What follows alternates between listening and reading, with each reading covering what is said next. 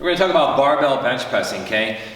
In this video we're going to use a rack position, or the rack, to do it. But one thing you want to make sure is, before you even get in there and try to attempt the movement, is that the bench is pulled down slightly, okay?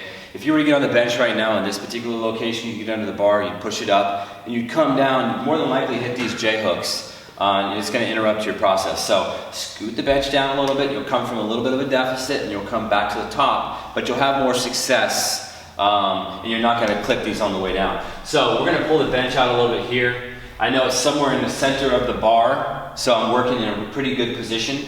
I'm just going to grab the bench. I'm going to keep my feet planted, okay? And my core is always going to be tight. I'm never going to lift my feet up regardless. And I'm going to keep my glutes fired. So my legs actually are pretty strong, and that's going to help brace me for the push, okay? So we're going to go back. Now I want you to start with your arms up in the air right here, okay? And you'll see a lot of times people reach real high with their arms, benching, reaching real high. Well, you don't need to do that, okay? So what you want to do is pull your arms back, squeeze between your shoulder blades, okay? Keep that lock position right there, okay? So don't remove or don't stop that position, so keep it there. You're going to reach up.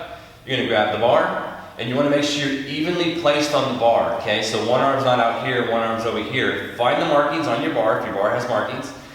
We're going to pull it off the rack, we're going to fire out. Now I want you to readjust your shoulders, okay? So your shoulders aren't reaching up, they're square on the bench and they're locked, okay? Feet are planted on there. You're going to take a deep breath, and what you're going to do is let this fall down the mountain, keeping your elbows nice and tucked, and you're going to go up the mountain. Okay, so you're slightly going down a slope and you're firing up to the starting point, okay? What you don't want to do, and this is a common mistake, is have your ending point, or your starting point I should say, way out here to where your shoulders are subordinate.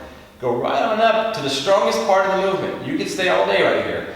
You'd have a hard time staying all day right there, okay? So to the very peak of the mountain, we're going to let it fall. And we're going to push right to the top, okay? So we're going to let it fall, and we're going to let it push. Okay, when we're done, all we do is slightly bend our arms around the mat, and we are finished.